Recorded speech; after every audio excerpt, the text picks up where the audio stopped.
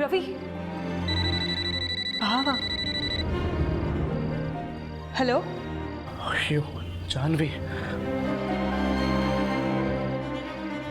ಏನು ಹುಡುಗರು ಈಗಿನ ಕಾಲದಲ್ಲಿ ಎಲ್ಲ ಫ್ರೆಂಡ್ಸಿಗೂ ಭಾವ ಮಚ್ಚ ಮಾವ ಅನ್ಕೊಂಡೆಲ್ಲ ಸೇವ್ ಮಾಡ್ತಾರೆ. ಅಪ್ಪನ ಬಗ್ಗೆ ಹೇಳಕ್ಕೆ ಯಾರಾದರೂ ಫ್ರೆಂಡ್ ಫೋನ್ ಮಾಡಿದರೆ ನಾನು ವಾಪಸ್ ಮಾಡ್ತೀನಿ.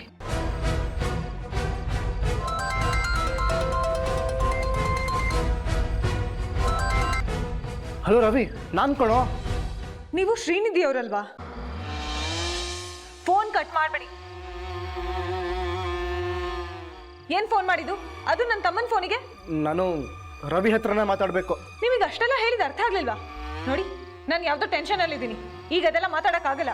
ನೋಡಿ, ನಾನು ಫೋನ್ ಮಾಡಿದ್ದು ಆ ವಿಷಯ ಮಾತಾಡೋದಕ್ಕಲ್ಲ, ನಿಮ್ಮ ತಂದೆ ವಿಷಯ ಮಾತಾಡೋದಕ್ಕೆ. ಅಪ್ಪನ ವಿಷಯನಾ? ಏನು? ಯಾರು ಫೋನು? ಹಲೋ ರವಿ, ನಾನು ಕಣೋ. ಗೊತ್ತಾಯ್ತು, ಹೇಳಿ. ರವಿ, ಮಾವ ಈಗ ತಾನೇ ಇಲ್ಲಿಗೆ ಬಂದು ಹೋದ್ರು. ಹೌದಾ? ಏನಂದ್ರು? ತುಂಬ ವಿಚಿತ್ರವಾಗಿ ಮಾತಾಡಿದ್ರು. ಯಾವುದೇ ಕಾರಣಕ್ಕೂ ಎಂಗೇಜ್ಮೆಂಟ್ ನಡೆಯಲ್ಲ ಅಂತ ಹೇಳಿದ್ರು. ಜಾನ್ವಿ ಸಂಬಂಧ ಬೇಡ ಅಂತ ಹೇಳಿದ್ಲ ಅಂತ ಕೇಳಿದೆ, ಇಲ್ಲ ಅಂದರು.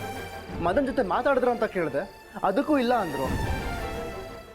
ಇನ್ಮೇಲಿಂದ ನಿಮಗೆ ಮದನ್ ಕಾಟ ಇರಲ್ಲ, ಜಾನ್ವಿನೇ ನಿಮ್ಮನ್ನು ಒಪ್ಕೋತಾಳೆ, ಅವಳನ್ನ ಚೆನ್ನಾಗಿ ನೋಡ್ಕೊಳ್ಳಿ. ಅಪ್ಪ ಅಮ್ಮ ಇಲ್ದಿರೋ ಮಗಳು ಅಂತ ಹೇಳಿದ್ರು. ಅಪ್ಪ ಇಲ್ದೇ ಇರೋ ಮಗಳು ಅಂದ್ರ?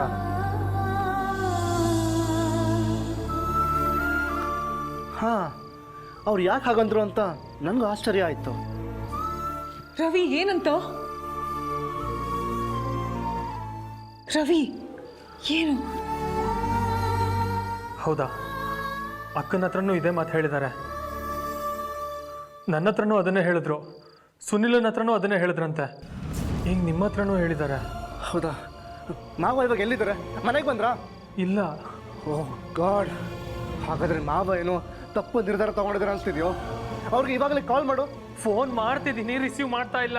ಛೇ, ಸರಿ, ನಾನು ಅವ್ರ ಫೋನ್ ಟ್ರೈ ಮಾಡ್ತಿರ್ತೀನಿ, ನೀನು ಟ್ರೈ ಮಾಡ್ತಿರು. ಏನಾದರೂ ವಿಷಯ ಗೊತ್ತಾಗಿದ್ದ ತಕ್ಷಣ ನನಗೆ ಕಾಲ್ ಮಾಡು. ಹಾಂ, ಸರಿ, ಆಯಿತು. ಏನಂತೆ? ಏನಿಲ್ಲ. ನೀವಿಬ್ರು ಅಪ್ಪನ ಬಗ್ಗೆನೇ ಮಾತಾಡ್ತಿದ್ದು ಅಂತ ನನಗೆ ಚೆನ್ನಾಗಿ ಗೊತ್ತು. ಸುಳ್ಳು ಹೇಳ್ಬೇಡ. ಏನು ಹೇಳಿದ್ರು ಅಂತ ಹೇಳು. ಶ್ರೀನಿಧಿ ಹತ್ರನೂ ಹೋಗಿ ಅಪ್ಪ ಇದೇ ಮಾತು ಹೇಳಿದಾರೆ ಕಣೆ.